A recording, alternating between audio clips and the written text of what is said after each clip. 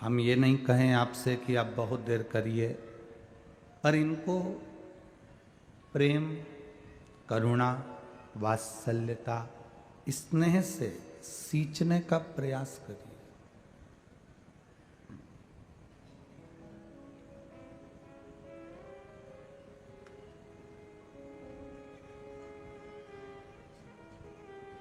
एक दोस्त अपने दोस्त से कहता है कि मेरी पत्नी मुझे इतना प्रेम करती है कि वो मेरी मुट्ठी में है।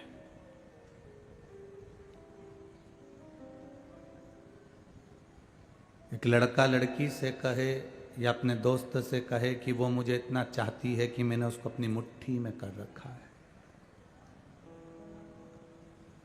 एक लड़की लड़के के लिए कहे कि वो मुझे इतना चाहता है कि मैंने उसको अपनी मुट्ठी में कर रखा है।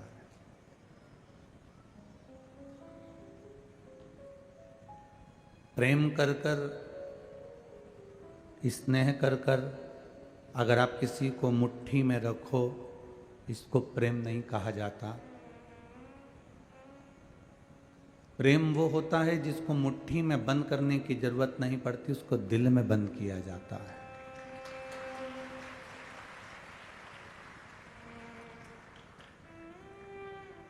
लोग तुमसे कहें कि घर के लोग कहें कि मेरा पूरा परिवार मेरी मुट्ठी में है, तो ये उसकी गलत सोच है।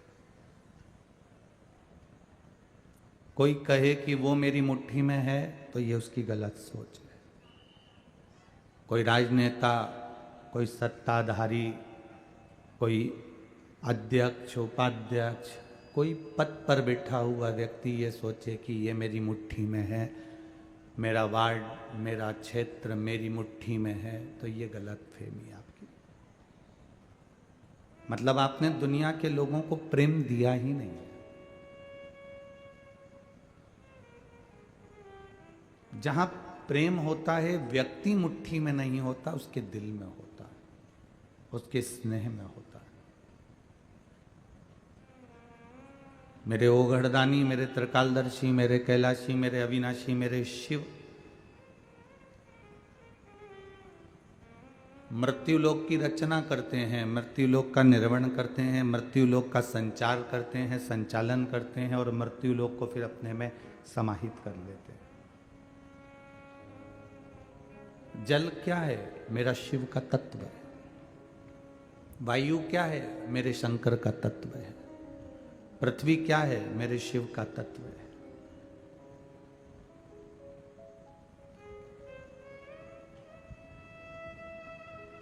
ये जल, वायु, पृथ्वी, अग्नि, तेज, ये सब शंकर का तत्व है।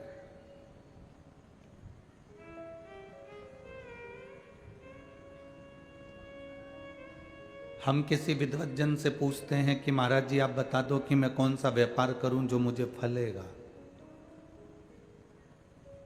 हम किसी से पूछते हैं कि मैं मैथ लूं, साइंस लूं, कॉमर्स लूं, मैं क्या लूं जो मेरे लिए अच्छा रहेगा।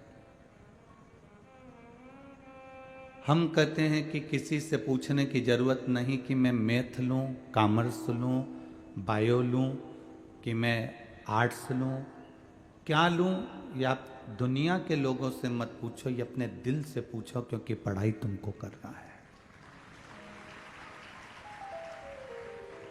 दुकान खोलने से पहले हमने किसी से पूछा मैं कपड़े की दुकान खोलूं, लोहे की दुकान खोलूं, सैनिटरी की खोलूं, धान की खोलूं, आप बता दो मैं किस चीज़ का व्यापार करूं जो मुझे मेरे भाग्य को चमका दे। हम कहेंगे किसी से पूछने की ज़रूरत नहीं है, तुम जो भी काम करो उसको दिल से करो और अपने पूरे कॉन्फिडेंस के साथ करिए, आप सफल हो जाएंगे। उसने कह दिया तुमको कि कपड़े का व्यापार कर लो और तुम्हारा मन कपड़े में था ही नहीं, तुमने तो सोच के कुछ दूसरा रखा था। और किसी विद्वत जन के कहने पर तुमने कपड़े का व्यापार चालू कर दिया और मालूम पड़ा तुम्हारा मन उसमें पहले से नहीं था, तुम्हारा चित्त उसमें था ही नहीं। पर उनने कह दिया कपड़े का करो, तो तुमने कपड़े का चालू कर दिया, थोड़े दिन चला और बंद कर दिया। फिर तुमने उनसे कहा आपके कहने पर हमने कपड़े का चालू करा था, वो चला ही नहीं। अपना कॉन्फिडेंस मजबूत करिए। हमें अपनी पढ़ाई के लिए किसी से पूछने की जरूरत नहीं कि मैं साइंस लूं कि मैथ लूं कि बायोलॉजी लूं कि कॉमर्स लूं। उसके लिए आप कितने तैयार हो, क्या कर सकते हो, कितनी आपके भीतर ऊर्जा है, ये आपके सिवाय दुनिया का कोई व्यक्ति नहीं जान सकता। आप स्वयं जान सकते हो।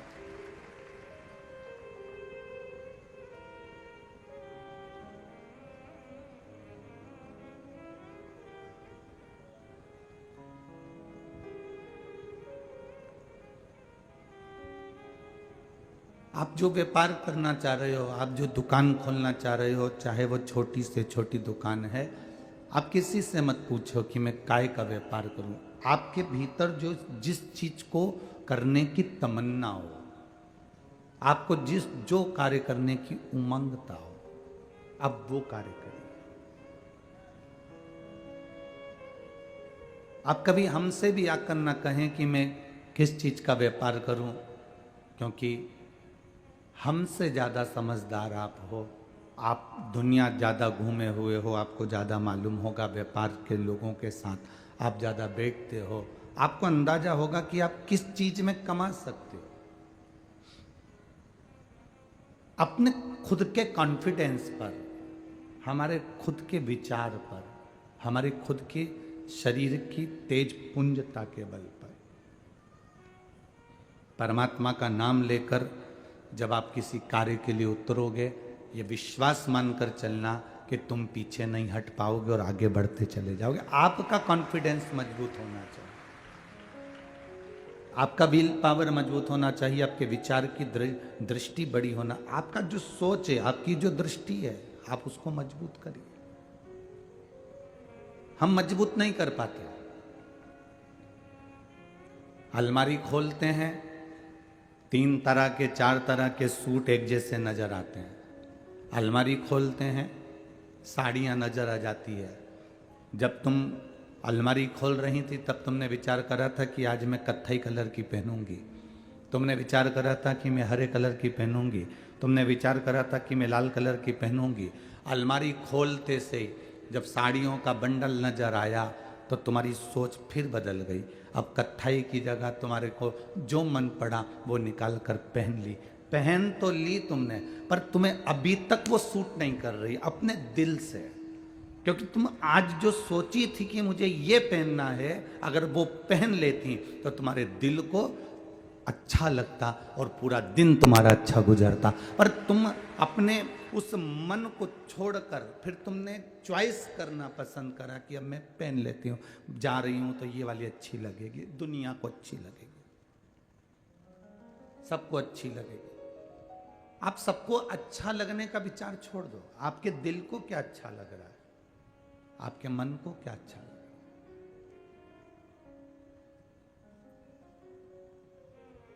सबके अच्छा लगने का सोचोगे तो सबको तो ये भी अच्छा नहीं लगता कि तुम कथा में आके बैठो। बोलो सही है? सबको तो ये भी अच्छा नहीं लगता, कई लोगों के घर वालों को ये अच्छा नहीं लगता कि आप कथा में पहुंचो। सबको तो ये भी अच्छा नहीं लगता कि आप शंकर जी के मंदिर जाओ। सबको तो ये भी अच्छा नहीं लगता कि आप प्रसन्न क्यों हो। सबको तो ये भी अच्छा नहीं लगता कि आप इतनी 60, 65, 70 साल की उम्र होने के बाद भी इतने सुंदर कैसे दिखते हो। सबको ये भी अच्छा नहीं लगता कि आप इतनी बूढ़ी होने के बाद भी इतना काम कैसे कर लेती हो। सबकी तो जाने दो, सबकी सोच के अनुसार चलोगे तो जिंदगी में कभी आगे नहीं बढ़ सकोगे। अपनी सोच से चलो और अपने चित्त से चलो, अपनी वृत्ति से, अपने मन से चलो। आग लगे बस्ती में, अपन रहो मस्ती। मैं चाहे ये करूं, आता छत्तीसगढ़ वालों को? हाँ, मैं चाहे वो करूं, मेरे दिल को अच्छा लग रहा है ना, मेरे मन को अच्छा लग रहा है ना। मैं कथा में जाके बैठ रही हूं, तुमको क्या प्रॉब्लम है? मुझे अच्छा लग रहा है ना, मेरे मन को अच्छा लग रहा है ना। अपने दिल को, अपने मन को, अपने विचार को, अपनी सोच को अच्छा लगना चाहिए। दुनिया के लोग कहें कि तुम मंदिर मत जाओ तो क्या हम मंदिर जाना बंद कर दें? मेरे मन को अच्छा लग रहा है ना, लोग कहेंगे कहाँ शिव जी के चक्कर में पड़ी हो। मेरे मन को अच्छा लग रहा है ना तो मैं शंकर के मंदिर जा रही हूँ। मेरे मन को अच्छा लग रहा है तो मैं डोंगरगढ़ जाकर माँ बमलेश्वरी का दर्शन कर रही हूँ। मेरे मन को अच्छा लग रहा है तो मैं चंपेश्वर जा रही हूँ। मेरे मन को अच्छा लगा तो मैं भूतेश्वर जा रही हूँ। और मेरे मन को अच्छा लगा तो मैं सीहोर कुबेरेश्वर जा रही हूँ। ये मेरे मन के ऊपर निर्भर है। हम अपने मन का ना सुने तो फिर हमारा जीवन व्यर्थ है।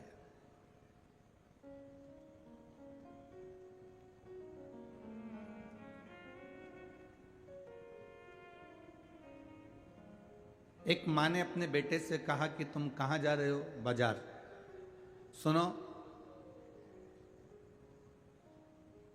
वहां से 1 किलो आलू ले आना, आधा किलो टमाटर ले आना, आधा किलो हरी मिर्ची ले आना, आधा किलो तुम एक काम करना, तुम्हारी मर्जी से कोई सब्जी ले आना।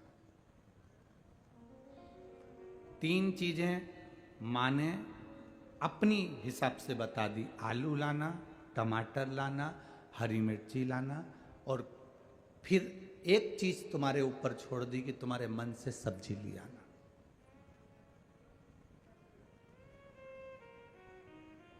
जो तुमको अच्छी लगे वो सब्जी लेके आना। अब टमाटर तुमने माता जी की पसंद के लिए, अच्छे नहीं आ रहे थे तो भी तुम्हें लेना पड़ा क्योंकि माँ ने बोला है। आलू तुमने माता जी के पसंद के लिए, आलू छोटे छोटे थे, मार्केट में पूरा मार्केट देखा, बड़ा आलू था ही नहीं, फिर भी माँ ने कहा है तो लेना पड़ा। हरी मिर्ची ले ली। अब आई सब्जी की बारी। टमाटर में तुमने एडजस्ट करा, आलू में तुमने एडजस्ट करा, हरी मिर्ची में तुमने एडजस्ट करा, पर माँ ने कहा था सब्जी तेरी मर्जी की लेकर आना, तो तुम एडजस्ट करोगे? नहीं। अब तुम सब्जी की दुकान पर जो सब्जी तुमको पसंद आएगी और ताजी दिखेगी और अच्छी दिखेगी, सस्ती भी रहे, अच्छी भी रहे और सब खाने में सबको पसंद आ जाए, तुम वो सब्जी चुनोगे। उसी तरह हमें अपनी जिंदगी को दूसरे के कहने पर एडजस्ट नहीं करना।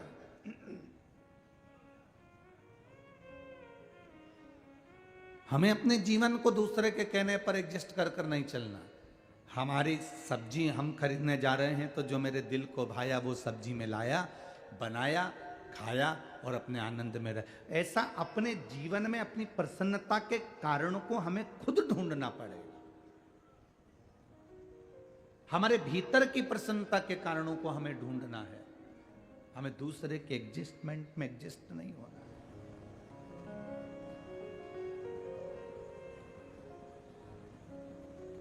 हमें अपने भीतर की ऊर्जा को खुद प्रकट करना है। एक शिव जी का एक भक्त था जिसका नाम तिमोदी था। उसका नाम था तिमोदी। मछली का उसका व्यापार था। गरीब बहुत था पर उसमें एक ऊर्जा थी तिमोदी में।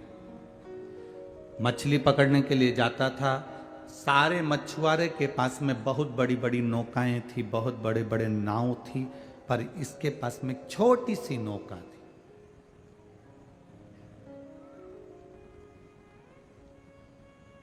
भगवान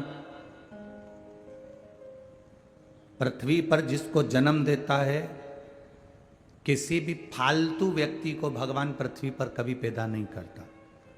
जिसको भी पृथ्वी पर भगवान पैदा करता है उसको कुछ ना कुछ ऐसा गुण देकर भेजता है, उस गुण को अगर वो निखार ले तो उसकी जिंदगी संवर जाती है। किसी किसी के भोजन का गुण होता है, किसी किसी को पार्लर का गुण होता है, किसी किसी को सिलाई का गुण होता है, किसी किसी को पहचान का गुण होता है, किसी की एजुकेशन का गुण होता है, किसी की मीठी वाणी का गुण होता है। किसी संसार में जन्म लेने वाला कोई व्यक्ति फालतू पैदा नहीं होता, क्योंकि आप अंदाजा लगा कर देखिए, आपके घर में आप जिस कमरे में सोते हो उस कमरे में कोई फालतू की चीज कभी नहीं रखते। रखते हो क्या? जिस कमरे में सोते हो, फोटो भी रखोगे तो अच्छा, सीनरी रखोगे तो अच्छी, गुलदस्ता रखोगे तो अच्छा। तुम्हारे कमरे के अंदर जिसमें तुम सोते हो उसमें सब तुम अपनी पसंद की चीज रखते हो, उसमें कबाड़ा नहीं रखते, फालतू की चीजें नहीं रखते, रद्दी कागज नहीं रखते, फालतू के पोछे के कपड़े नहीं रखते, फालतू की चीज उस कमरे में तुम रखते ही नहीं हो। तुम्हारे कमरे में तुम सब कीमती चीज, अच्छी चीज, वीआईपी चीज, अच्छी क्वालिटी की चीजें तुम अपने कमरे में रखते हो। तो ये जैसे तुम अपने कमरे में अच्छी चीज रखते हो तो ब्रह्मा जी का ब्रह्म लोक है, भगवान विष्णु का बैकुंठ लोक है, और पृथ्वी मृत्यु लोक मेरे महादेव का है। तो मेरा महादेव भी पृथ्वी पर क्वालिटी वाली चीजें रखता है, बेकार चीज नहीं रखता।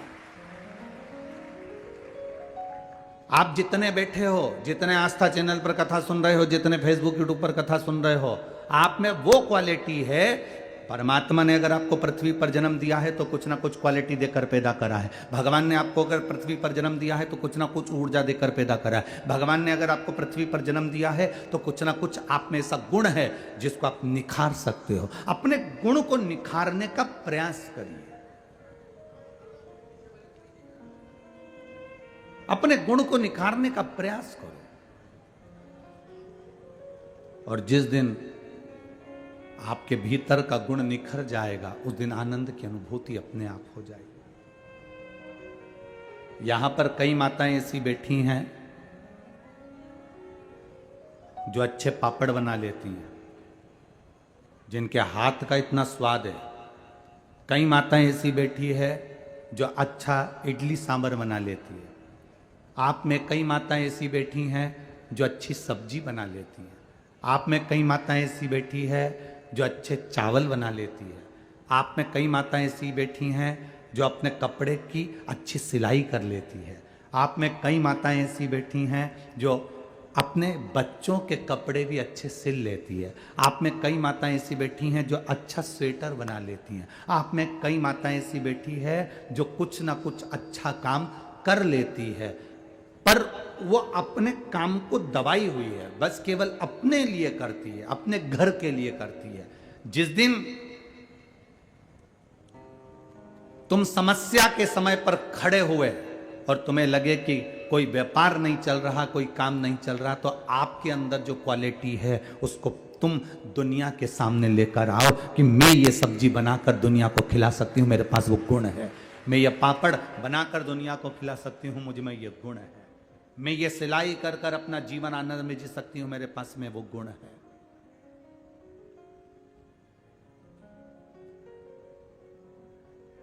हम क्यों दुनिया पर आश्रित हो रहे हैं? हम क्यों दूसरे पर आश्रित? हम अपने ऊपर क्यों नहीं आश्रित? स्वयं के ऊपर आधारित रहिए, अपने बल पर। कल एक लड़के ने पत्र लिखा था, एक बेटे ने, जिसका पांव कट गया था। पांव कटने के बाद वो एक्सीडेंट हुआ, बेटे का पांव कट गया, एक सीधा पांव पूरा कट गया, प्लास्टिक का पांव उसने लगवा लिया। हार गया क्या वो? नहीं। शिव महापुराण ने उसको हिम्मत दी।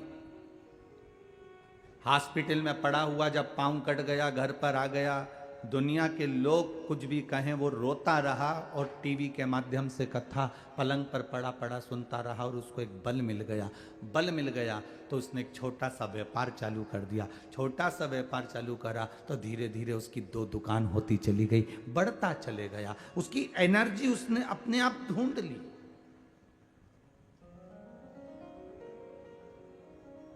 तिमोदी के पास में एक छोटी सी नाव थी और बाकी के सबके पास में बड़ी बड़ी नाव है।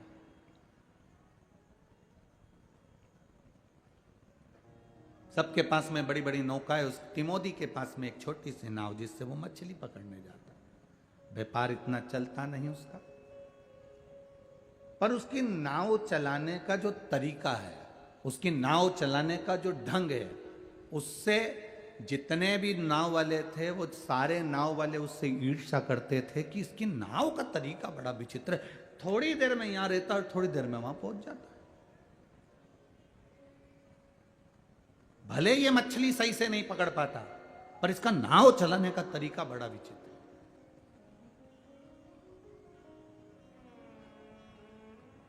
अब ये तिमोदी जो था ये मछली का व्यापार करता था, परंतु इसका एक नियम था।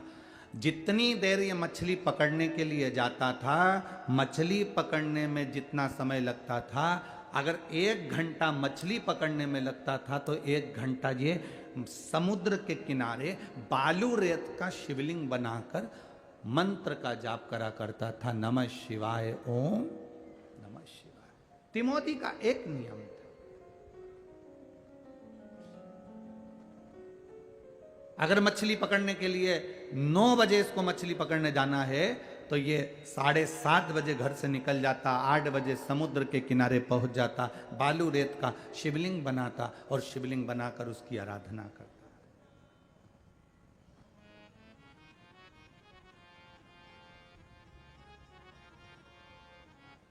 बहुत अंतर है महाराज। ये पहले की जो बुजुर्ग माताएं हैं ना, यहाँ जितनी बैठी हैं पहले की माताएं, जब ये समुद्र घूमने जाती थी, जगन्नाथपुरी गई, द्वारका जी गई, रामेश्वरम गई, जब ये समुद्र घूमने जाती थी तो समुद्र के किनारे पर रेत में शिवलिंग बनाती थी। ये बुजुर्ग माताएं वहाँ बैठकर शिवलिंग बनाती थी, ऐसी डिजाइन बनाती थी शंकर जी जैसी, और पानी की लहर आती थी और वो शिवलिंग को बहाकर ले जाती थी। आज के ज़माने की जो पीढ़ी समुद्र के किनारे जाती है, ये शिवलिंग नहीं बनाती, ये अपना घर बनाती है और कहती है देखो मैंने कितना सुंदर घर बनाया। कोई इधर से हाथ निकाले, इधर से हाथ निकाले, उसको घोंसला बना देवे उसमें से, नीचे से है, देखो मैंने ये कितना अच्छी गुफा बनाई, मैंने ये घर बनाया। पानी की लहर आती है, वो घर को बहा कर ले जाती है। समुद्र के किनारे जाना तो मेरे राम जी जैसी एक बुद्धि लेकर जाना, समुद्र के किनारे जाना तो मेरे भगवान कृष्ण जैसी बुद्धि लेकर जाना, समुद्र के किनारे जाना तो बलभद्र जैसी बुद्धि लेकर जाना। जब जब मेरे कृष्ण समुद्र के किनारे जाते थे, जब जब मेरे राम समुद्र के किनारे जाते थे, जब जब मेरे बलभद्र समुद्र के किनारे जाते थे, तब बालू रेत का शिवलिंग बनाते और उसकी पूजन करते थे। कारण बालू रेत में जो बारीक बारीक कण होते हैं, बिल्कुल बारीक बारीक कण होते हैं, और उसका जब शिवलिंग बनकर हम पूजन करते हैं तो सहस्त्र शिवलिंग के फल हमारे खाते में चले जाते हैं। सहस्त्र शिवलिंग का फल हमारे खाते में आ जाता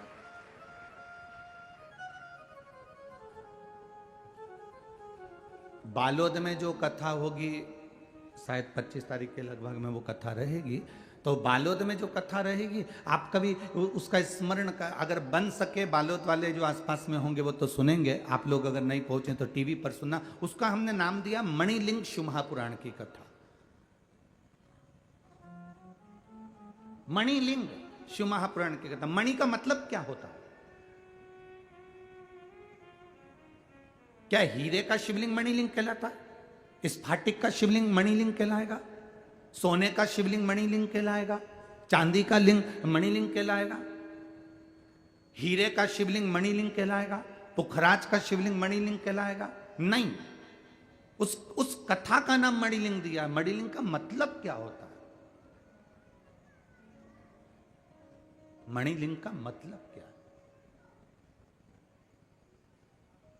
आप जिस पार्थिव शिवलिंग का निर्माण कर रहे हो और उसके नीचे पार्वती जी का स्वरूप नहीं है, जलाधारी नहीं है, बस केवल स्वरूप में लिंग ही लिंग है। आप में से कई माताएं ऐसी बैठी होंगी जिनके घर में पुराने समय में केवल एक ऐसे गोल गोल पत्थर जैसा शिवलिंग, पाषाण जैसा शिवलिंग है, नीचे उसके नीचे ऐसी जलाधारी नहीं है, केवल एक लिंग स्वरूप में, एक शिवलिंग स्वरूप में। किस किस के घर में? किसी के यहाँ है? आपके यहाँ है? तो केवल उसमें केवल एक शिवलिंग की आकृति, उसके नीचे जलाधारी पार्वती जी नहीं है, उसके नीचे अशोक सुंदरी वगैरह ये कुछ भी, नीचे का कुछ भी नहीं है, केवल एक लिंग स्वरूप में। कभी आप उसको कटोरी में रख देते हो, कभी आप उसको कोई चोमली बनाकर कपड़े की उस पर रख देते हो, कभी आप उसको कहीं एक प्लेट में फूल के साथ, चावल के साथ रख देते हो। वो उसको हमारे यहाँ शिव महापुराण में मणिलिंग की गणना दी गई है, उसको मणिलिंग कहते हैं। आप नर्मदा जी का कंकड़ उठाकर लेकर आ गए, आप सीहोर का कुबेरेश्वर धाम का कंकड़ लेकर आ गए, इसको मणिलिंग की गणना करी गई। अब तुम कुबेरेश्वर धाम का कंकड़ लेकर आ गए और तुमने उसको प्लेट में रख दिया, तो उसके नीचे जलाधारी नहीं है, उसके नीचे अशोक सुंदरी गणेश जी वाला स्थान जलाधारी। जो तुम लेकर आए हो, तुम नर्मदा जी का कंकड़ लेकर आ गए, वो मणिलिंग की गिनती में आ गया। तुम लेकर आ गए, उसके नीचे जलाधारी नहीं है, तुमने रख दिया उसको, वो मणिलिंग। एक तुलसी जी के क्यारे में पहले के लोग जब घूमने जाते थे, नर्मदा आदि गंगा से शिला उठाकर ले आते थे, उसको लाकर तुलसी के क्यारे में रख देते थे, वो मणिलिंग कहलाता था। कईयों के घर पे रखा होगा, तुलसी के क्यारे में ले जाकर लोग उसको रख देते थे।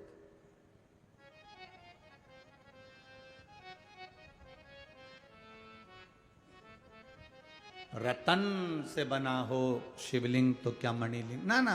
आप इसको हम कहेंगे सावन के महीने की, ये जो 2023 का जो सावन चल रहा है, सावन के महीने की आखिरी कथा, विराम की कथा रहेगी। सावन जब चलेगा तो उसका विराम की कथा बालोद में रहेगी, उसको जरूर सुनना एक बार मौका लगे तो।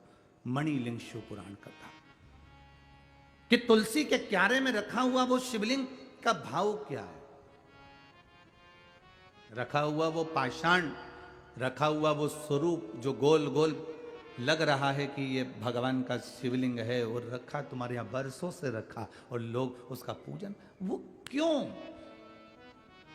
हमारे पूर्वजों ने जलाधारी क्यों नहीं बनवाई, बस केवल लिंग स्वरूप रख दिया, चावल की कटोरी में, प्लेट में, कटोरी के अंदर फूलों में रखा है, चोमली पर रखा, उसको पहचान।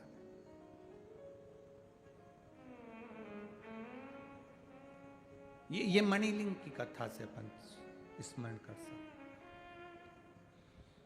कभी समुद्र के किनारे जाना, गंगा के किनारे जाना, यमुना के किनारे जाना, सरयू के किनारे जाना, मंदाकिनी के किनारे जाना, चंद्रभागा के किनारे जाना, गोदावरी के किनारे जाना, कभी तुम्हारा मन मिल जाए और तुम किसी पवित्र नदी के किनारे पर जाओ तो वहाँ की बालू रेत का, वहाँ की मिट्टी का शिवलिंग बनाकर उसकी पूजन करना, विसर्जन करना, उसका जो फल है सहस्त्र शिवलिंग के फल के बराबर हमको फल प्राप्त हो जाता।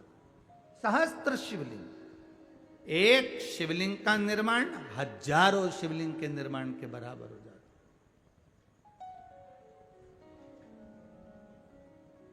आप लोगों में से किसी ने अगर प्रयागराज में, हम 3 दिन के लिए गए थे प्रयागराज में, जब माघ का महीना था, माघ मेला भराया था, तब सतुआ बाबा हमको वहाँ बुलाए थे, तो त्रिवेणी के संगम पर कथा कही थी। उसमें कथा आई थी कि राम जी महाराज जब प्रयागराज में आए तो गुरु बाबा ने उनसे कह दिया था कि तुमने रावण का वध करा है, तुम पर ब्रह्म हत्या लगी हुई है।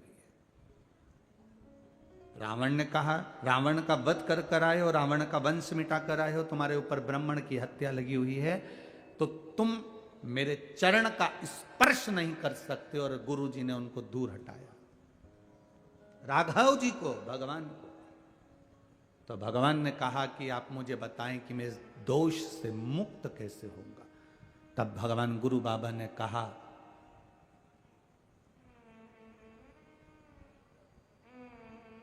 सहस्त्र शिवलिंग, हजारों, लाखों, करोड़ों शिवलिंग का निर्माण करो, और जब तुम सहस्त्र करोड़ों शिवलिंगों का निर्माण कर लोगे, जब तुम्हारे 1 करोड़ शिवलिंग का निर्माण हो जाएगा, तब तुम मेरे पास में आओगे तो मुझे स्पर्श कर सकते हो, क्योंकि ब्राह्मण हत्या के दोष से तुम मुक्त हो जाओ। सहस्त्र। राम जी महाराज मौन होकर बैठ गए। जानकी मैया उनके साथ थी, क्योंकि वापिस लौट कर जा रहे थे, तो सीता जी साथ में थी, श्री हनुमंत लाल उनके साथ में थे महाराज। तब राम जी ने अपनी धर्म पत्नी माता जानकी जी से कहा कि मुझे अयोध्या बाद में जाऊंगा, पहले करोड़ों शिवलिंग का निर्माण मुझे करना है, जिससे मैं ब्राह्मण हत्या के दोष से मुक्त हूं।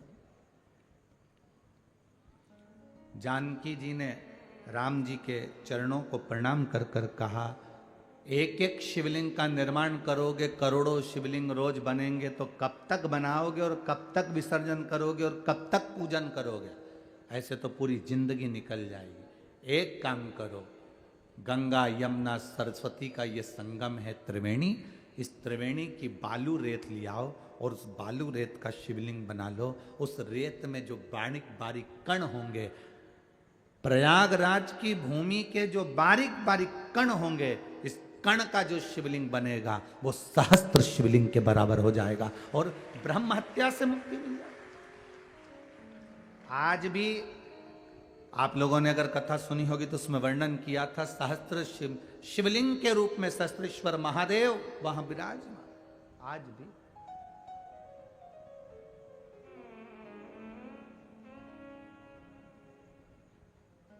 कभी मौका लग जाए आपकी जिंदगी में, कभी आपको ऐसा महसूस हो कि आप समुद्र के तट गए हो, द्वारका जी गए हो, जगन्नाथ जी गए हो, आप रामेश्वरम गए हो, तो प्रयास करना हम भी वहां थोड़ी सी आराधना कर लें।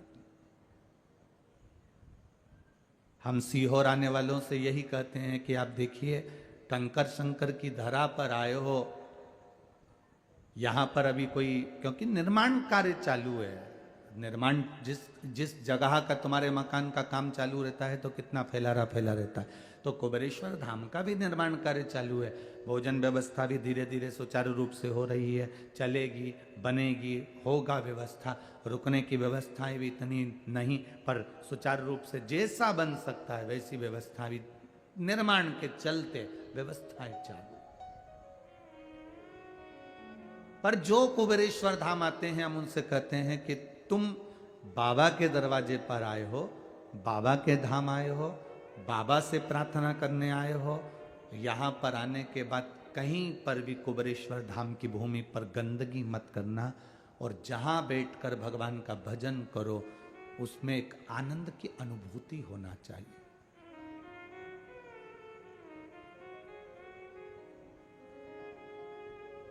जिस जगह पर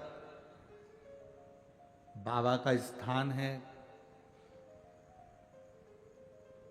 जहाँ कंकर शंकर के पूजन का जहाँ भाव कहा जाता है, उस जगह पर हमने खुद ऐसी मट्टी पटकवा दी है, जिससे आप लोग उस जगह पर बैठकर आराम से कंकर शंकर की पूजन कर सको। पूरे ग्राउंड में कहीं बैठकर आपको पूजन करने की जरूरत नहीं। जिस भूमि पर हमने करी, जिस भूमि पर दुनिया के लोग बैठकर करते हैं और मन चाहा वर प्राप्त करते, इसलिए हमने वहां पर ऐसी ऐसी पट्टियां डलवा दी आप लोगों के बैठने के। आम के पेड़ लगे हुए हैं, वहां पर कच्ची जगह है, मिट्टी की एक स्थान, आपको वहां पर गार्ड से पूछोगे कि कंकर शंकर पूजन की जगह कौन सी है, तो आपको गार्ड भी बता देगा कि वहां जाकर आप पूजन कर लो, वो जगह कंकर शंकर की है।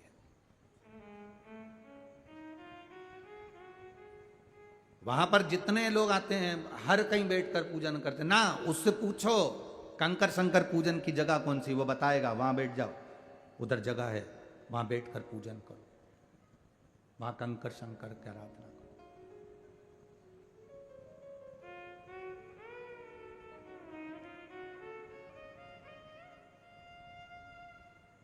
स्थान की मूलता को पहचानना। आप यहां भी बैठ गए, वहां भी बैठ गए, वहां भी बैठ, ना ना ना, जो स्थान, क्यों हम तीर्थ क्यों जाते हैं? हम 12 ज्योतिर्लिंग का दर्शन करने क्यों जाते हैं?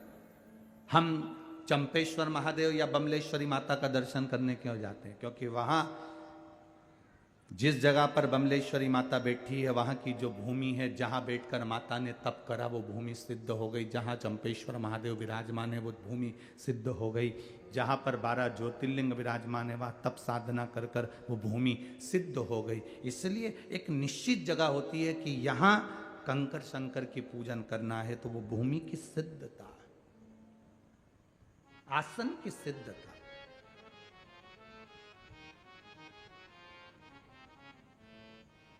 कभी एक अनुभव करना, एक प्रैक्टिकल, अपनी जिंदगी में करिएगा, एक प्रैक्टिकल करिएगा। एक आसन जिस पर आप बैठते हो वो आसन अपने साथ में लेकर चलना। एक बार कभी योग लग जाए, कहीं आपका कथा हो रही हो, शिव महापुराण की कथा सुनने का कभी मौका मिल जाए आपको, तो अपना आसन अपने साथ लेकर चलना। जिसका व्यापार हो, जिसकी दुकान हो, जिसका व्यापार हो, उसके लिए हम वर्णन करेंगे। नौकरी वाला तो अपनी जगह पर है ही। एक आसन लेकर चलना, उसी आसन पर बैठकर आप 7 दिन 5 दिन की शिव महापुराण की कथा श्रवण करना। उसी आसन पर कथा सुन ली, आसन की घड़ी बनाई, अपने बैग में रख लिया, फिर वापस सुबह जब कथा चालू हुई, ठीक 2 बजे कथा चालू हो और आप बैठ रहे हो 1:30 बजे 1 बजे, तो 1 बजे आपको वो आसन नहीं बिछाना। 2 बजे का कथा चालू हो उसके पहले आप 1:30 बजे के करीब में वो आसन अपने नीचे वापस बिछा लो और फिर कथा सुन लो। वापस कथा पूरी हो, आरती हो, आरती के समय पर उस आसन को वापस उठाकर अपने बैग में रख लो। 7 दिन की कथा शिव महापुराण की आप पंडाल में बैठकर जब सुने तो अपना आसन लगाकर सुनना, और उस आसन को जिस दुकान पर तुम्हारा पति बैठता है, दिन भर कमाता है, मेहनत करता है, उतनी उसकी कमाई नहीं होती, एक बार उस आसन को उसकी कुर्सी पर लगा कर दे देना, कहना कि इस पे बैठकर अब व्यापार करो। आपको आसन का बल मालूम पड़ेगा, आपको अपनी माला का बल मालूम पड़ेगा। आप जिस माला से भगवान का भजन करते हो उस माला का बल तुम्हें मालूम पड़ेगा। जिस आसन पर बैठकर आप भगवान की कथा सुनते हो उस आसन का बल तुमको मालूम पड़ेगा। क्या संत, साधु, सन्यासी, ऋषि, तपस्वी, साधक, उपासक, आप इनको बुलाओ और डायरेक्ट सोफे पर बिठा दो, नहीं बैठेंगे, उनका आसन लगाएंगे, पहले वो आसन लगा के फिर बैठेंगे। आसन में ऐसा क्या है कि वो अपने आसन पर बैठते हैं? आपने कालीन बिछाया है, आपने मखमल का आसन बिछाया है, ब्राह्मण जन, गुरु जन, जो विद्वत जन है, भूदेव है, जो मृत्यु लोक के, जो चतुर विद्वान ब्राह्मण होता है, वो अपना आसन अपनी, जिसमें किताब लेकर चलता है, जिसमें अपनी पोथी पाने लेकर चलता है, एक आसन भी साथ लेकर चलता है कि मैं जिस मंत्र को पढ़ूं ये मेरा आसन में वो मंत्र का बल आना चाहिए, और मेरा आसन कोई साधारण नहीं जिसको कोई डोला दे। महाराज, आसन की मूलता हमारे साथ में। कोई भी कहीं पर भी बैठ जाना ये अलग विषय। हाँ, एक बार प्रयास करना, एक छोटा सा चाय का भी अगर तुम ठेला लगा रहे हो, पान की दुकान भी लगा रहे हो, तो आसन की मूलता को जानिएगा। उस आसन में ऐसा होता क्या है, उस आसन में ऐसा है क्या?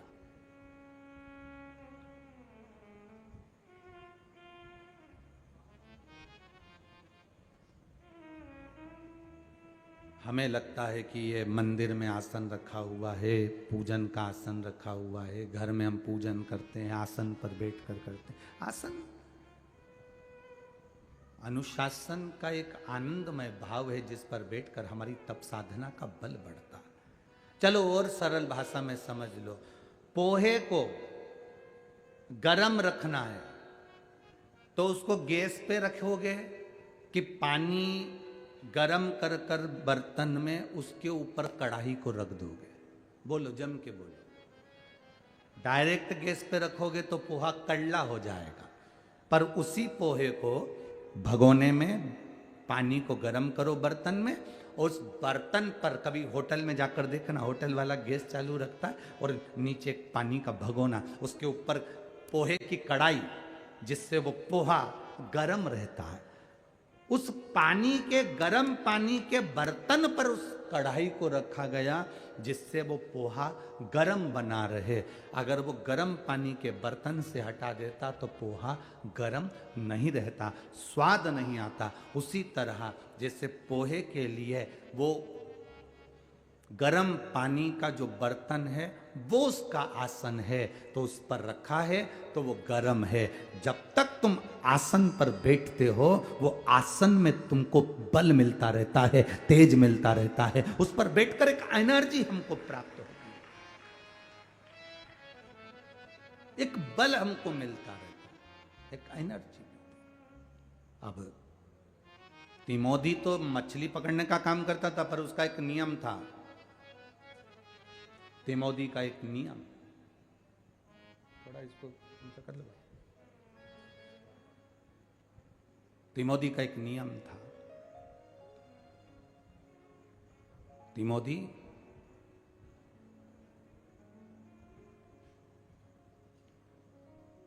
जाने से पहले, मछली पकड़ने से पहले, बंद ना करने का बोला है, इसको खोलिए, हाँ इसको भी खोलिए।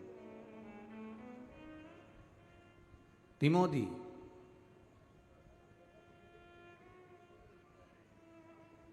शंकर भगवान के शिवलिंग का निर्माण करता, उसकी आराधना करता। थोड़ा सा नीचे कर, इसको भी हल्का सा नीचे कर। शिव की आराधना में लगा रहता। अब बड़ी बड़ी जिनके पास नाव है, बड़े बड़े जिनके पास में वैभव है, उनको इससे ईर्ष्या होती थी। ईर्ष्या इस बात की होती थी कि ये नाव बड़ी अच्छी चल। अभी कथा में कहा गुण दिया है भगवान ने, उसको निखारना है। मेरी बेटियां कई बार ससुराल में जाने के बाद रोती हैं, तो मेरी बेटियों से हम निवेदन करेंगे तुम्हें रोने की जरूरत नहीं, तुम्हें तुम्हारे माता पिता ने और परमात्मा ने ऐसा गुण देकर भेजा है कि तुम अपने गुण को प्रकट कर सकती हो। क्यों रोना ससुराल में जाने के बाद में?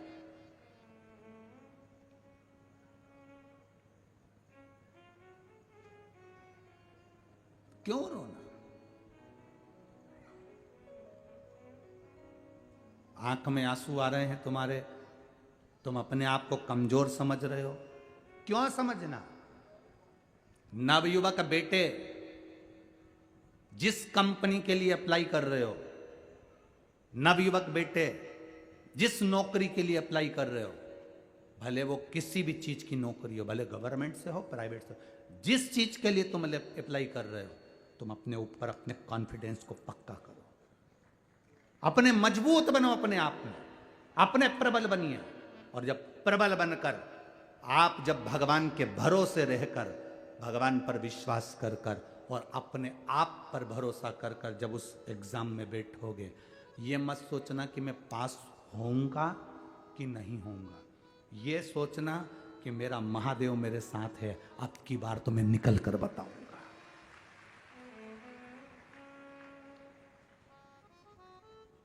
अब की बार मुझे निकल कर बताऊंगा। आप अपने भीतर बल तो है। तिमोदी के पास में एक चीज थी, वो नाव अच्छी चलाता था, पर साथ वालों ने विचार करा कि बताओ गजब का व्यक्ति है, इसके पास में नाव तो चलाने की कला है परंतु इसके पास में धन नहीं है। तो एक व्यापारी ने उस तिमोदी के साथ में एक कंपटीशन किया, एक प्रतियोगिता कर ली।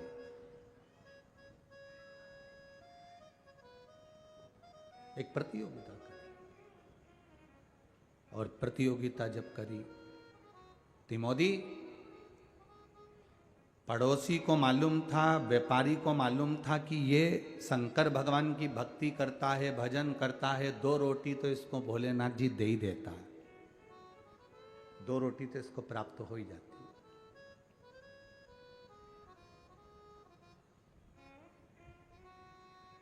पर ईर्ष्या, अंदर की जो ईर्ष्या होती है ना, ये बड़ी विचित्र होती है। खुद मंदिर नहीं जा रहे हो, दूसरा मंदिर जा रहा है, तो अंदर से ईर्ष्या ऐसी भरा रही है कि ये मंदिर क्यों जा रहा है। आपको कथा में कहा था, कड़ी खाओगे तो कड़ी की डकार आएगी, गुलाब जामुन खाओगे तो गुलाब जामुन की डकार आएगी। भीतर अगर ईर्ष्या भरी होगी तो तुम जब जब बोलोगे तुम्हारे मुंह से ईर्ष्या ही डकार में निकलेगी। तुम्हारे अंदर जो ईर्ष्या भरी होगी वो डकार में ईर्ष्या निकलेगी। तुम जब जब तुम्हें माइक मिलेगा, जब जब तुम बोलना चालू करोगे, तब किसी ना किसी के लिए नफरत के शब्द ही बोलोगे, निंदा के शब्द बोलोगे, अपशब्द बोलोगे, क्योंकि तुम्हारे अंदर वो ईर्ष्या भरी हुई है, उसकी डकार तुम्हें आ रही है।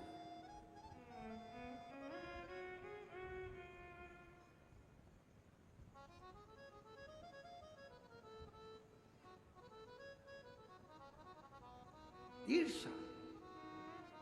हम जब किसी से कहते हैं तू अपनी औकात में रहकर बात कर, हम जब किसी से कहते हैं अपनी औकात देखिए, हम जब किसी से कहते हैं अपनी औकात में रहिए, शिव महापुराण की कथा कहती है, जिसने ये शब्द कहे हैं उसने बोलकर अपनी औकात खुद दिखा दी कि वो किस औकात का है। वो दूसरे से कह रहा है अपनी औकात में रहकर बात करो, अपनी औकात में रहो, अपनी औकात में बोलो। मतलब जो बोल रहा है उसके शब्द आपको दिखा देते हैं कि उसकी औकात क्या है, उसके शब्दों से मालूम पड़ रहा।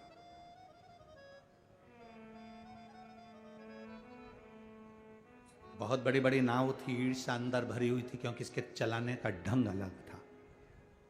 इसके पास कोई मशीन नहीं थी, ये अपने हाथ से नाव को चलाता था और पार हो जाता था। 2 रोटी महादेव उसको दे देता था, भगवान शंकर की भक्ति में डूबा रहता था। उसके पास में बेलपत्री नहीं मिलती थी तो हाथ की 3 उंगली शंकर के शिवलिंग पर रखकर कह देता था, मैंने आपको बेलपत्र समर्पित कर दी। हाथ की 3 उंगली रखकर कह देता, मैंने आपको बेलपत्र दे दिया, मैंने आपको बेलपत्र प्रदान कर दिया। तिमोथी शिव का भक्त। एक व्यापारी ने उसके साथ में कंपटीशन रखा, प्रतियोगिता रखी।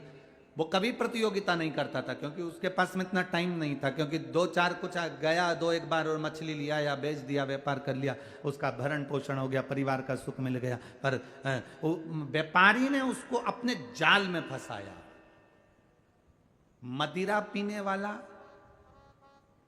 चोरी करने वाला, गलत काम करने वाला, गलत व्यसन में डूबने वाला, ये किसी ना किसी को अपने जाल में फंसाने का काम करते ही है। और बुरा काम करने वाला अच्छे व्यक्ति को जब अपने साथ में रखता है और धीरे धीरे उसको बुरा काम करने के लिए आतुर करता है, तो बुरा काम करने वाला तो बुरा काम करके निकल जाता है, पर अच्छा व्यक्ति थाने में जिंदगी भर सड़ता रहता है। जिंदगी भर अच्छा व्यक्ति पड़ा रहता थाने के अंदर, जिसने गलती ना करी है, क्योंकि बुरा करने वाला बुरा कर्म कर कर निकल गया। एक कौवा मानसरोवर पर आ गया, बहुत सारे हंस थे। कौवे से कहा, कौवा यहाँ मानसरोवर है, यहाँ हंस रहते हैं, चलो निकलो यहाँ से बाहर। कौवा कहने लगा, मैं भी पक्षी, तुम भी पक्षी, तुम गोरे में काला, अंतर क्या है? पक्षी तो है ना, एक जात के तो है ना, एक समाज के तो है ना, है तो पक्षी ना, तो मेरे रहने में क्या दिक्कत है? हंसों ने कहा, नहीं नहीं कौवे, यहाँ हंस रहते हैं, सत्संग करते हैं, भजन करते हैं, तुम्हारी और हमारी नहीं पटेगी। अपन पक्षी तो है ना, एक जात के तो है ना, एक समाज के तो है ना, अपन तो रहेंगे। सारे हंस चले गए, एक हंस बैठा रहा, उसकी कौवे से दोस्ती हो गई। कौवे ने हंस से कहा, भाई मुझे भूख लगी है। हंस गया, मोती चुग कर ले आया, क्योंकि हंस तो मोती चुगते, मोती लेकर आया, ले खाओ। कौवे ने जो मोती को मुख में रखा तो चोंच टूट गई उसकी, क्योंकि मोती कौवे ने कभी खाया नहीं था। भूखा मरने लगा। कौवा कहने लगा, भाई मैं तो भूखा मर रहा हूँ, अब मेरे साथ चल मेरे गांव। उसको लेकर आ गया। कौवा शमशान में रहता था, बड़ के पेड़ के ऊपर बैठा, हंस को भी लेकर बैठ गया। हंस ने कहा कौवे से, मुझे भूख लग रही है। कौवा गया, मरे हुए कुत्ते का मांस उठाकर लेकर आ गया, हंस को देने लगा, ले रे हंस खा ले। हंस कहता है, मर जाऊंगा पर यह कुत्ते का मांस नहीं खा सकता, क्योंकि हम लोग मोती चुनते हैं, मोती को खाते हैं, ये हम मांस नहीं खा सकते। कौवे ने समझाया, फिर भी हंस नहीं खाया। नीचे का राजकुमार बैठा था, इन दोनों की बात करने में मांस का टुकड़ा नीचे गिर गया, राजकुमार के ऊपर गिरा। राजकुमार ने बाण साधा और निशाना लगाकर मारा, जो मारा तो कौवा भाग गया, वो बाण हंस को लग गया, हंस नीचे गिरा। राजा के लड़के ने कहा, हंस देव, मैंने बाण कौवे को मारा था, आपको लग गया। हंस कहते हैं, आपकी गलती नहीं, गलती मेरी है, मैंने गलत मित्र का साथ कर लिया था, इसलिए वो गलत काम कर कर चले गए और पकड़ा मिल गया। गलत करने वाला गलत काम करके चले जाता है, गलत बोलने वाला गलत बोल कर चले जाता है, बेविचारी गलत कर्म करने वाला गलत कर्म कर कर चले जाता है। तुम किसकी संगत में रह रहे हो? गलत काम करने वाले की संगत में रहोगे तो वो गलत काम कर कर चले जाएगा, और अच्छा व्यक्ति जिंदगी भर कोतवाली के और अदालत के चक्कर काटता रहेगा। इसलिए निवेदन है, संगत अच्छों की बैठना। पंगत और संगत, ये 2 चीजों में याद रखना। खाने की पंगत छूट जाए चल जाएगी, पर अच्छे लोगों की संगत नहीं छूटना चाहिए। पंगत छूट गई, खाने की पंगत रह गई कि मुझे इस पंगत में बैठना था, मुझे भोजन करना था, पंगत छूट जाए चल जाएगी, पर संगत नहीं छूटना चाहिए। अच्छे लोगों की संगत में अगर बैठोगे तो तुम्हारी जिंदगी अच्छी बनेगी। अब इसको तिमोदी को व्यापारी ने अपने झांसे में ले लिया और कहा कि तू और मैं कंपटीशन रखते हैं, प्रतियोगिता करते हैं। क्या प्रतियोगिता? प्रतियोगिता ये, नाव लेकर चलेंगे, उस किनारे तक पहुंचना है, जो पहले पहुंचेगा वो जीत गया। जो हारा उसको 10 नाव देना पड़ेगी और अपने दोनों हाथ उसको देना पड़ेंगे, दोनों हाथ देना पड़ेगा। अब व्यापारी के पास में तो नौकर चाकर बहुत थे नाव चलाने वाले, पर तिमोदी के तो ये 2 हाथी थे जिसके बल पर वो नाव चलाता था। तिमोदी ने कहा मैं ये प्रतियोगिता नहीं रखना पड़ेगा, तेरे को तेरे पिताजी की सौगंध है। दोस्त जो बिगड़े हुए दोस्त रहते हैं विचित्र, वो आपसे कहते कौन देख रहा है, ले थोड़ी सी, तेरी मम्मी तो घर है, तू तो रायपुर में है, कहाँ तिल्दा नेवरा, कहाँ रायपुर, ले तू तो भिलाई में, तू तो यहाँ बैठा है, तू यहाँ बैठा है भोपाल में, तू बैठा मुंबई में, तू बैठा पूना में, तेरे घर के लोग तो वहाँ। ये बेटियां पढ़ने के लिए जाती हैं, ये बेटे जॉब के लिए पढ़ने के लिए जाते हैं, इनको जो बिगड़े हुए दोस्त हैं वो ऐसे ही बिगाड़ते हैं। कौन देख रहा है, ले, कौन देख रहा है, ले, बस। इसीलिए शास्त्र कहता है ताली मित्र, थाली मित्र और प्याली मित्र से दूरी बनाकर चलना तो तुम्हारी जिंदगी सार्थक हो सकती है। प्रशंसा करने वालों से दूरी बनाकर चलना, कोई तुम्हारी प्रशंसा करे बिल्कुल दूर हट जाना, बिल्कुल दूर हट जाइए।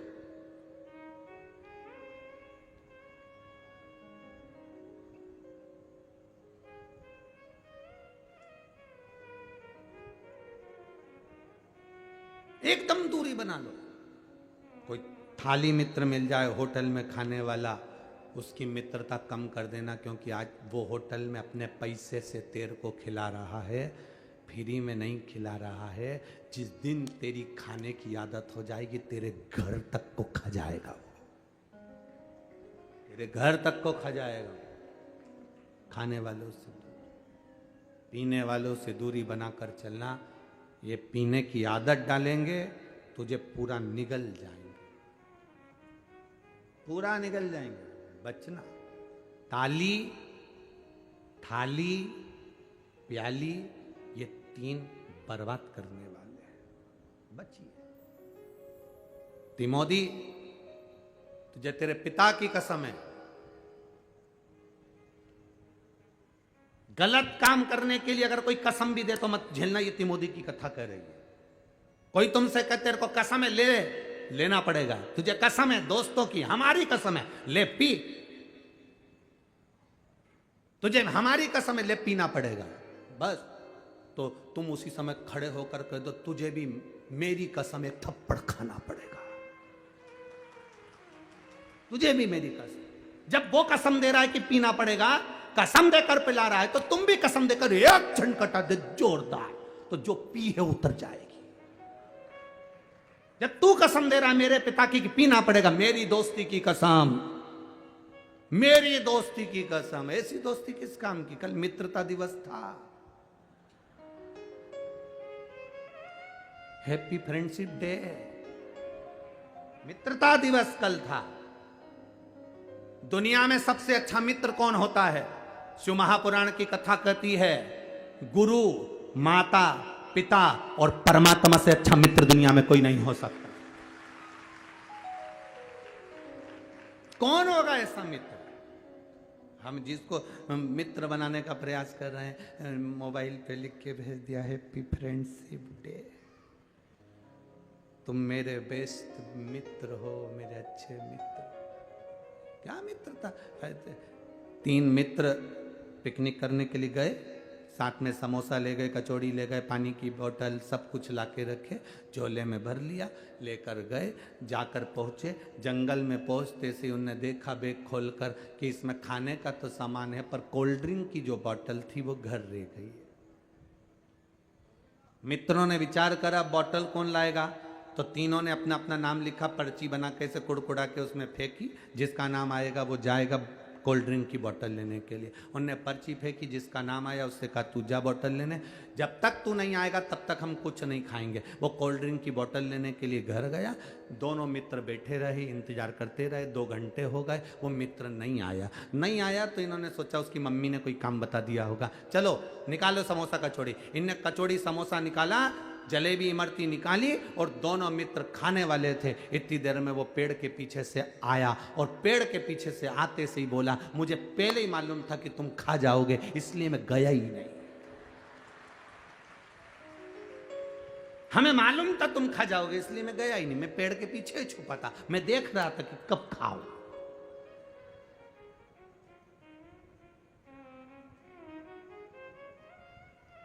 जो मित्र तुम्हें कसम दे, अपने दोस्ती की कसम है, अपनी मित्रता की कसम है, अपनी कसम है, अपने दोस्त के लिए इतना सा नहीं कर सकता तो उससे कह दो तू अपने दोस्त के लिए 2-4 थप्पड़ नहीं खा सकता।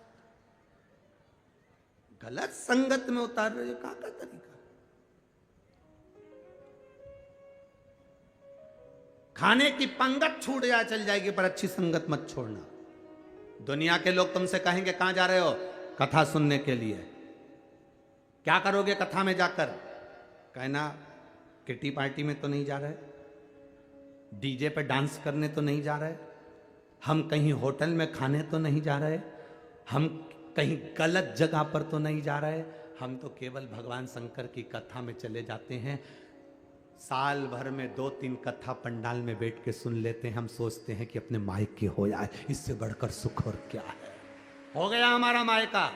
हमारे पिता देवाधिदेव महादेव के पास गए थे। हमारे जब तुम कथा में जाओ और घर के लोग, मोहल्ले के लोग तुमसे पूछे कहां गई थी, दिख नहीं रही थी, अपने बाप के घर गई थी, अपने पिता के घर। कहां?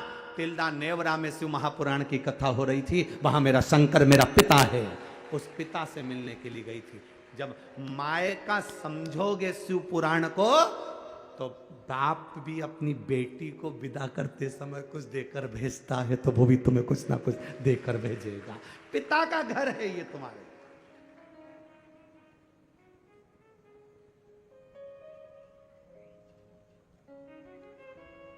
पिता का घर।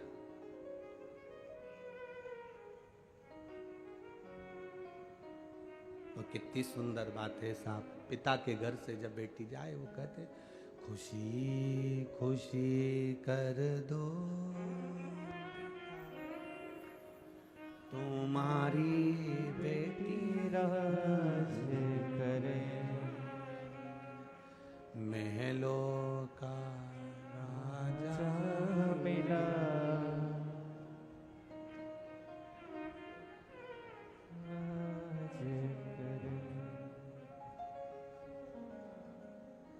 कितने अरमान रहते हैं एक बेटी के कि महलों का राजा मिला। जब वो बेटी ये गाना सुनती होगी और उसका पति मदिरा में डूबा रहता होगा तो वो क्या गाती होगी, नंबर 1 का बेवड़ा होगा। मेरा पुरुषों से निवेदन है, अपने बच्चों के लिए, अपनी पत्नी के लिए, अपने माता पिता के लिए, अपने परिवार के लिए मदिरा का त्याग कर दो, नहीं पीना।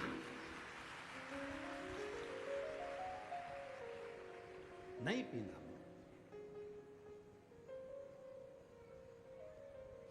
गंगा नाली का पानी नहीं पिएंगे, एक। और दूसरा, अपना सनातन धर्म छोड़कर, अपना हिंदू धर्म छोड़कर, मेरे महादेव को छोड़कर मैं किसी दूसरे धर्म में नहीं जाऊंगी, चाहे कितनी भी लोभ लालच दे।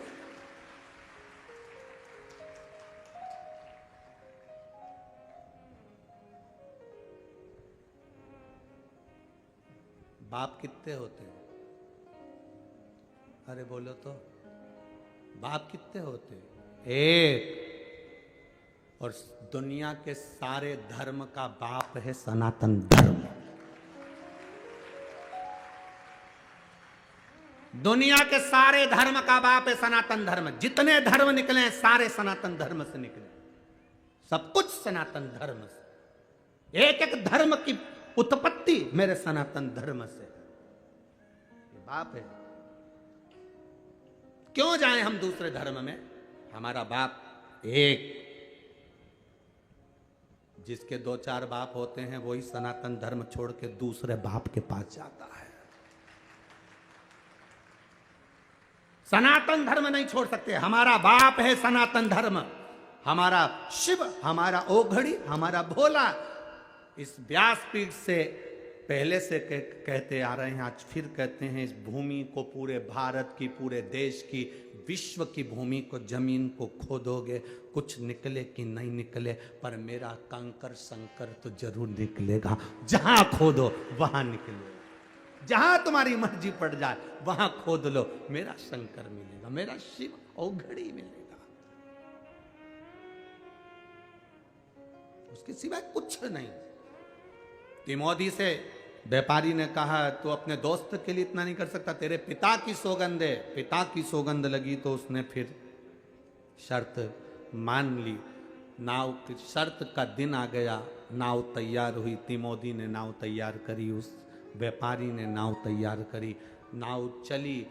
उस दिन ऐसी नाव चली कि आंधी तूफान आ गया और तिमोदी की नाव डूब रही।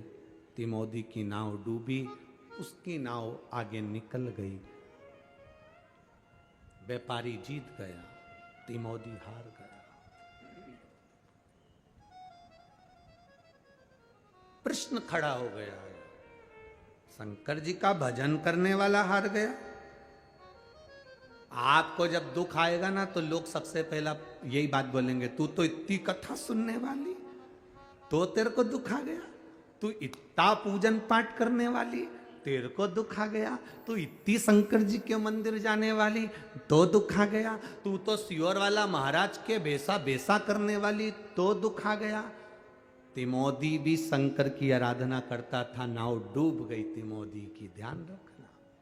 कोई तुमसे कहे तू इतना भजन करने वाली और तुझे दुख आ गया, तो उससे कहना, ये दुख याद रखना मेरा अपना है। आज का भजन, अभी मैं भजन कर रही हूं, इसका तो पुण्य मुझे बाद में मिलेगा। जो मैं पूर्व में कर कर आई हूं वो तो मुझे आज ही भोगना पड़ेगा। पूजन कर कर भी दुख मिल रहा है, कष्ट मिल रहा है, तकलीफ मिल रही है, तो समझ लेना, टेंशन मत लेना, यह पूर्व का कष्ट आज भोग रहे हैं हम, पर आएगा समय अच्छा सुख का अनुभव भी हमको होगा।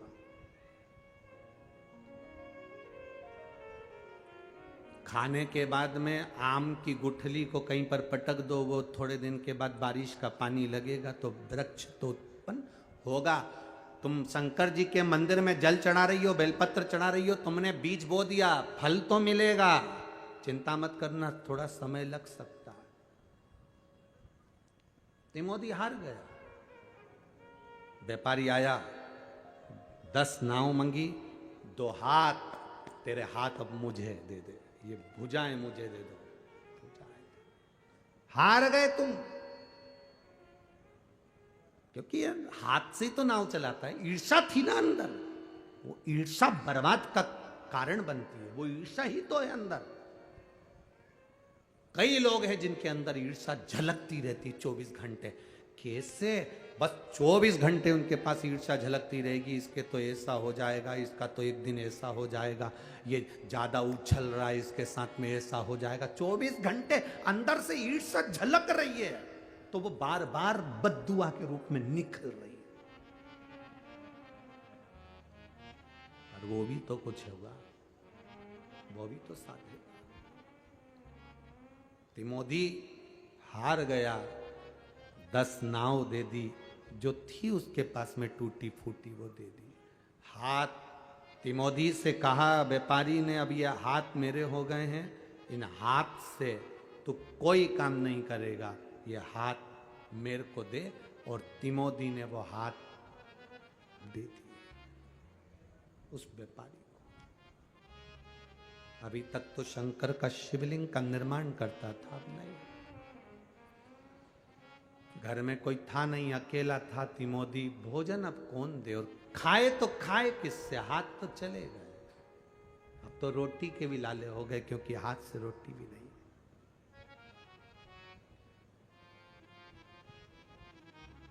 आपको कहा था, शंकर भगवान को आपने जितना समय दिया है, शंकर भगवान उतना समय आपको देते हैं। भगवान के कथा में जितना आपने समय दिया है, भगवान उतना समय आपको देते हैं। ये कल की कथा में कहा था।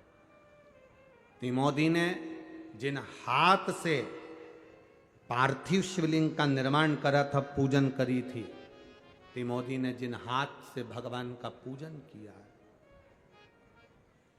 तिमोदी ने जिन हाथों से भगवान का पूजन करा, वो हाथ तो उसके चले गए। अब रोटी कौन दे? व्यापारी हंसता हुआ बोला, जिन हाथों पर तेरा बल था वो हाथ अब मेरे हो गए। तिमोदी, अब क्या तेरा शंकर आएगा तुझको रोटी खिलाने के लिए? क्या तेरा महादेव आएगा? और विपदा की जब घड़ी आती है, सब साथ छोड़ देते हैं। आपको कहा था, शादी होती है ना घर में, तो दूल्हे के सब आगे चलते हैं, जब कोई मरता है तो मुर्दे के सब पीछे चलते हैं। सुख में सब आगे हैं, दुख में सब पीछे हैं।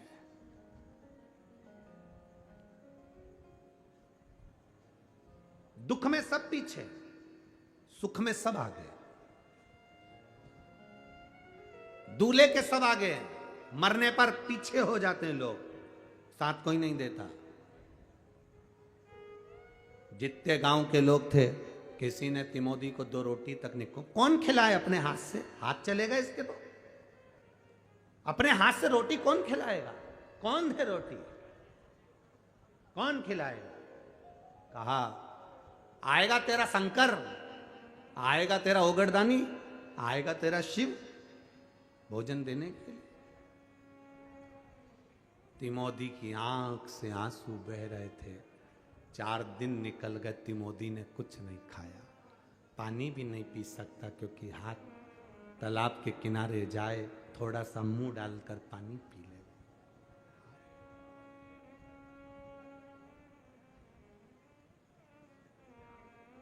पार्वती जी ने भोलेनाथ जी के लिए भोजन लगाया। शिव जी भोजन करने के लिए जब बैठे, भोजन का स्पर्श मेरे महादेव जी ने करा।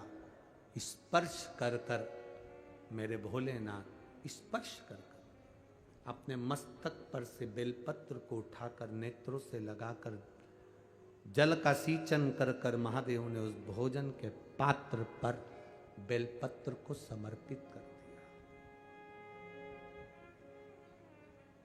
बेलपत्र को आज भी हमारे विद्वज्जन, भूदेव, ब्राह्मण जब भगवान शंकर को भोग लगवाते हैं तो एक बेलपत्र भोजन में डाल देते हैं, प्रसाद में डाल देते हैं। उसका कारण क्या है? मेरे महादेव ने भी भोजन के पात्र में बेलपत्र को उठाकर जल सींचन कर कर उस भोजन में डाल दिया। जगत जननी जगदम्बा पार्वती जी ने पूछा महादेव जी से, प्रभु आज भोजन की थाली में आप बेलपत्र क्यों डाले हो? शंकर भगवान कहते हैं, एक बेलपत्र में 33 कोटि देवी देवता विराजमान है पार्वती। ये 33 कोटि देवी देवता का जो भजन करने वाले हैं, कोई राम भजेगा, कोई कृष्ण भजेगा, कोई देवी भजेगा, कोई दत्त भजेगा, कोई शनि महाराज को पूछेगा, कोई राम जी को पूछेगा, कोई गुरु महाराज को पूछेगा, कोई पृथ्वी को पूछेगा, कोई अग्नि को पूछेगा, कोई आकाश को पूछेगा। 33 कोटि देवी देवता इस बेलपत्री में हैं।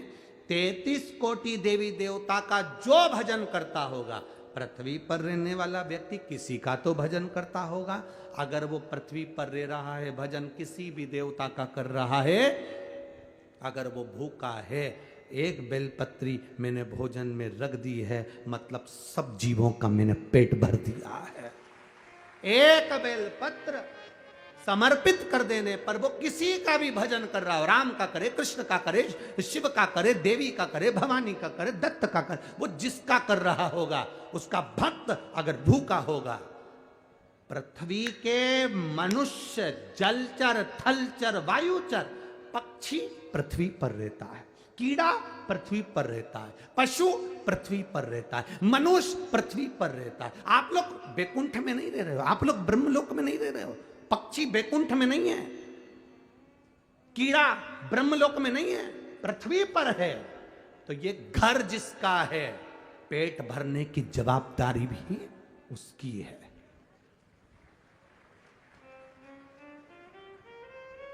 घर किसका है, जवाबदारी उसकी है। पृथ्वी किसकी है, देवाधिदेव महादेव की। आप पृथ्वी पर रह रहे हो तो पेट भरने की जवाबदारी उसकी है। अपने बाप से कहो ना, अपने पिता से, देवाधिदेव महादेव से, क्योंकि पेट भरने का जवाबदारी तुम्हारी है। उसका नाम विश्वनाथ है।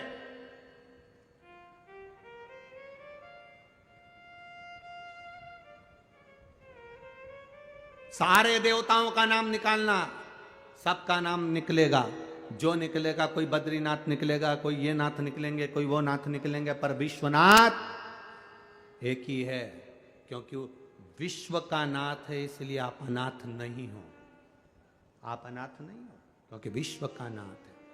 पृथ्वी पर कीड़े भी हैं, मकोड़े भी हैं, जलचर भी है, थलचर भी है, वायुचर भी है। इन सब की जवाबदारी ब्रह्मा जी ने किसको दी है?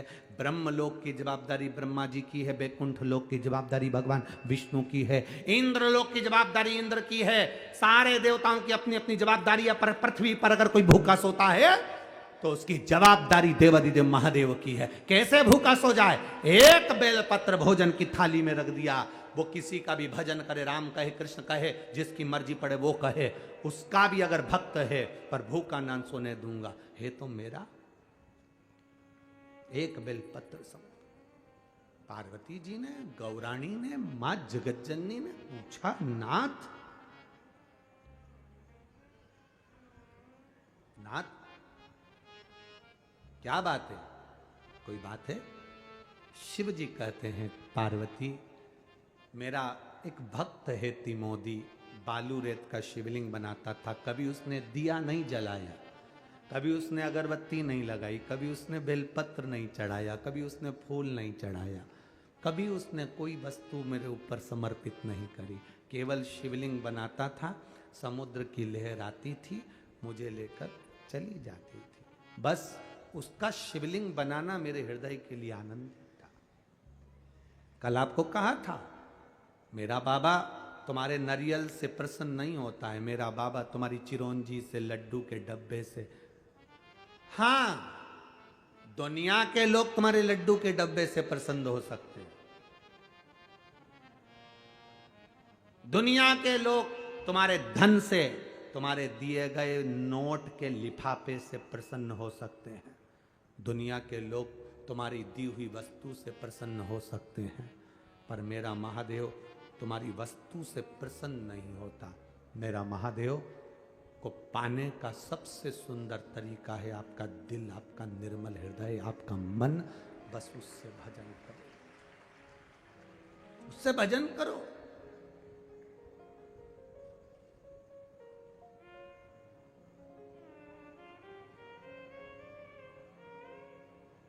मंदिर जाना जरूरी है, मंदिर में ये शरीर लेकर पहुंच जाओ और मन ना जाए तो फिर मंदिर जाना बेकार। कथा में गए हो, शरीर पहुंच गया और मन ना पहुंचा तो कथा में जाना बेकार।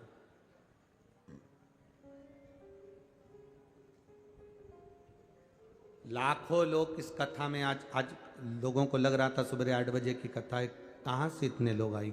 लाखों लोग, पूरी रोड भरी पड़ी है। मैं चैनल वालों से भी कहूँगा कि रोडों को भी आप अवश्य कवर करें और दिखाएं टीवी चैनल के माध्यम से। पूरी रोड भरी पड़ी हुई है, लाखों भक्त इस कथा को सुन रहे हैं, पर इतने भक्तों में एक सुई भी गिर जाए ना तो उसकी भी आवाज़ आ जाती है। इतना साइलेंट रहकर आप लोग कथा का रस तत्व ग्रहण कर रहे हैं। कहाँ? जहाँ पर 10 लोग एक सब्जी मार्केट में खड़े हैं तो आवाज आ रही है, एक स्कूल में 10 बच्चे बैठे हैं तो आवाज आ रही है, एक जगह पर 50 लोग इकट्ठे हो जाएं तो आवाज आती है। यहां लाखों एक साथ बैठे हुए हो और साइलेंट, एकदम साइलेंट, क्योंकि कथा तुम शरीर लेकर आए हो ना, शरीर के साथ तुम दिल महादेव को देने के लिए आए हो, इसलिए कथा का रास्ता खुला। और जितनी साइलेंट अंदर है उतनी साइलेंट रोड पर है। सुनिए जाकर, रोड पर भी जो बैठा होगा उसका दिल परमात्मा में लगा हो। वो शरीर नहीं लाया है, अपना दिल लाया, अपना मन, अपना चित्त लाया।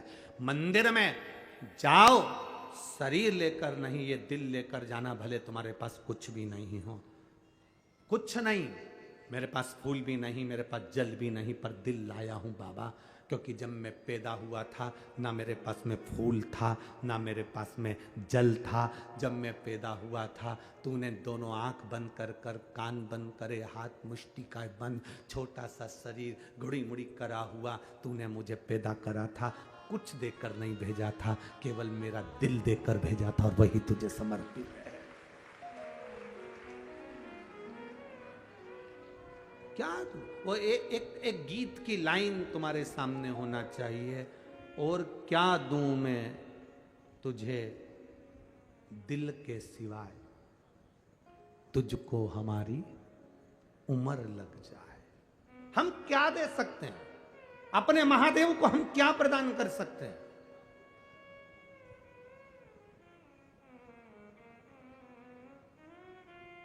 हम क्या दें उसको?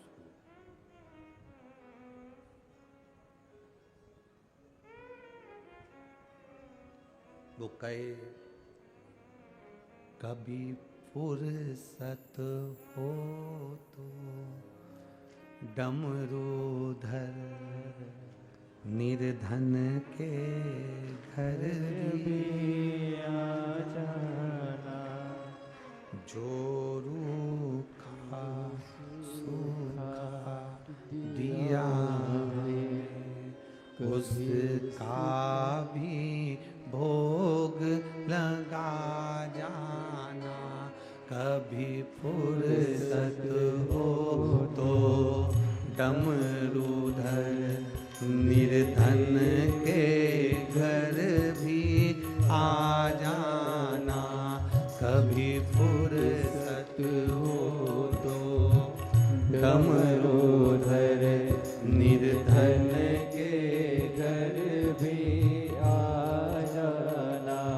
जो रूखा सूखा दिया हमें उसका भी भोग लगा जाना।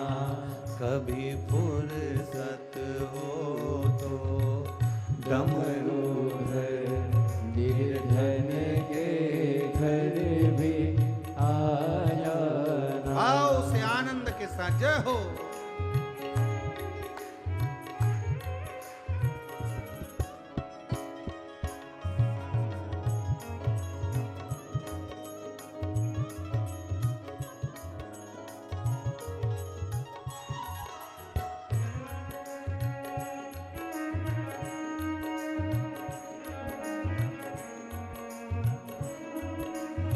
शंभो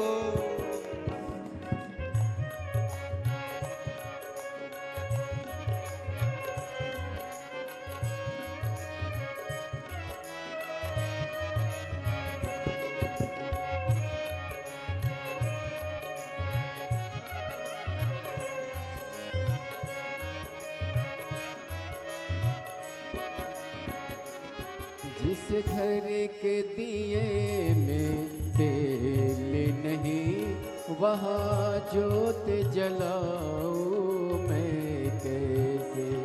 जिस घर के दिए में तेल नहीं, वहाँ जोत जलाऊं मैं कैसे। मेरा खुद ही बिछोना धरती पर तेरी सेज सजाऊं मैं कैसे।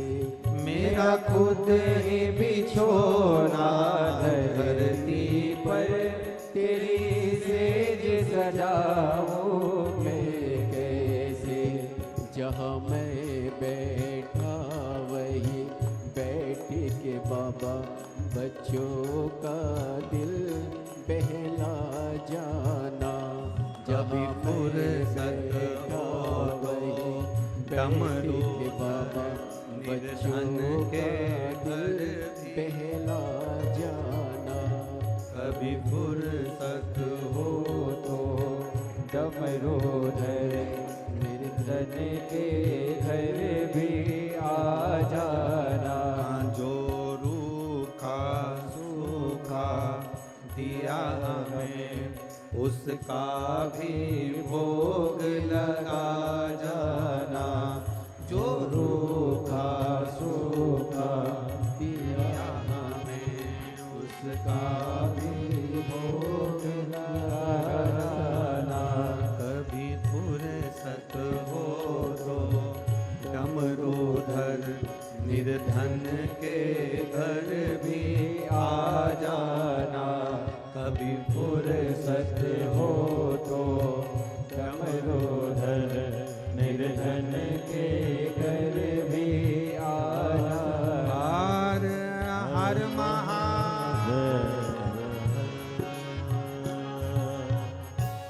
अपने स्थान पर बैठकर भगवान शिव से आज अधिक मास श्रावण की सोमवारी है, सोमवार है।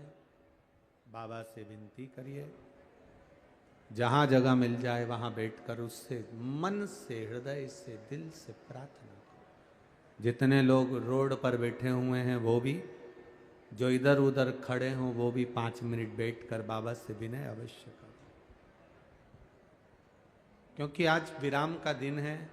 आप लोग सब अपना अपना काम धंधा, सब बिजनेस वगैरह छोड़कर, व्यापार नौकरी छोड़कर यहाँ पहुँचे हो।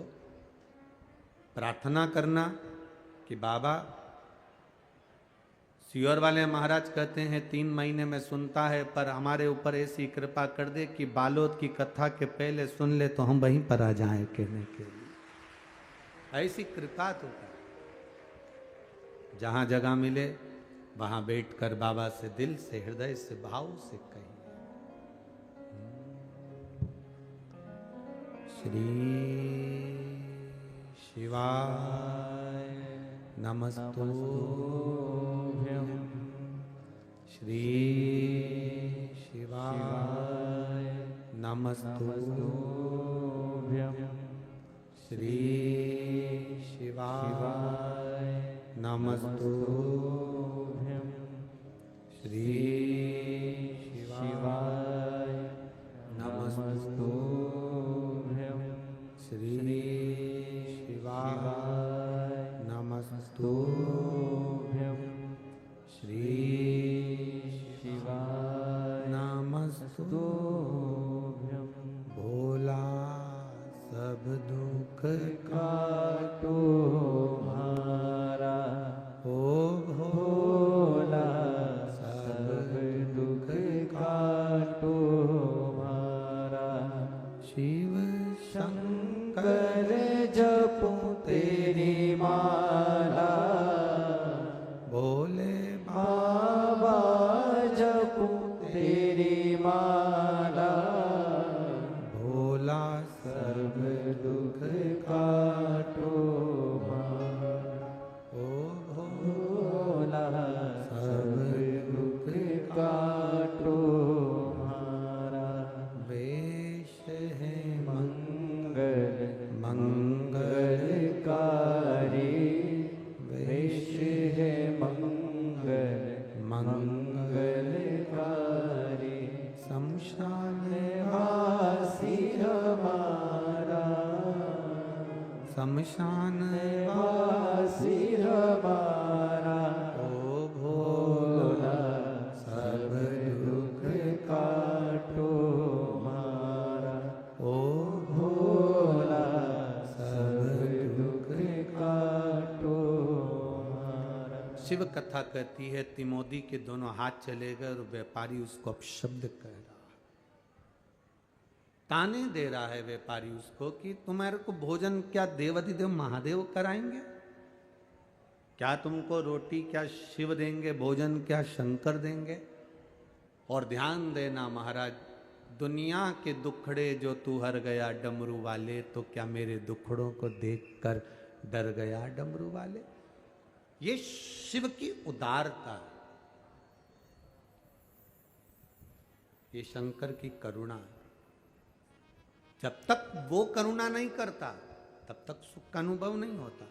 पार्वती जी ने पूछा, आपके आंखों में जल भर रहा है, क्या बात है? शिव जी कहते, एक भक्त है तिमोदी, मछली पकड़ता है, व्यापार मछली का है, मछली का व्यापार है उसका, बड़ा सीधा सा है, बड़ा भोला है। उसके मित्र ने, उसके साथ का जो व्यापारी है, उसके साथ में रहने वाला जो व्यापारी है, उसने उसके साथ में छल कर लिया। तिमोदी के साथ में छल करा और उसको एक प्रतियोगिता में उतार लिया और उसकी नाव भी ले ली और उसका सब कुछ ले लिया उसने, सब कुछ। सब कुछ से मतलब पार्वती जी जिस हाथ से नाव चलाता था वो हाथ भी तिमोदी का उस व्यापारी ने ले लिया। भूखा है मेरा भक्त, भूखा। परीक्षा की घड़ी में ये ना सोचा जाए कि कौन तुम्हारा साथ देगा। परीक्षा की घड़ी में ये सोचना कि तुमने जो एक लोटा जल महादेव को चढ़ाया और एक बेलपत्र चढ़ाई, वो महादेव तुम्हारा साथ देगा। कौन दे सकता है इसके साथ? एक पत्र आया है,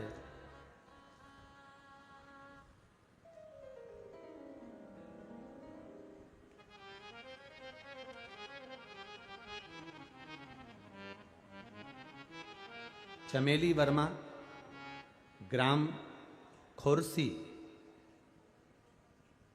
बगा की रहने वाली हूँ। कहीं बैठी हैं? चमेली वर्मा, कहीं बैठी हो तो हाथ हिला सकती हैं।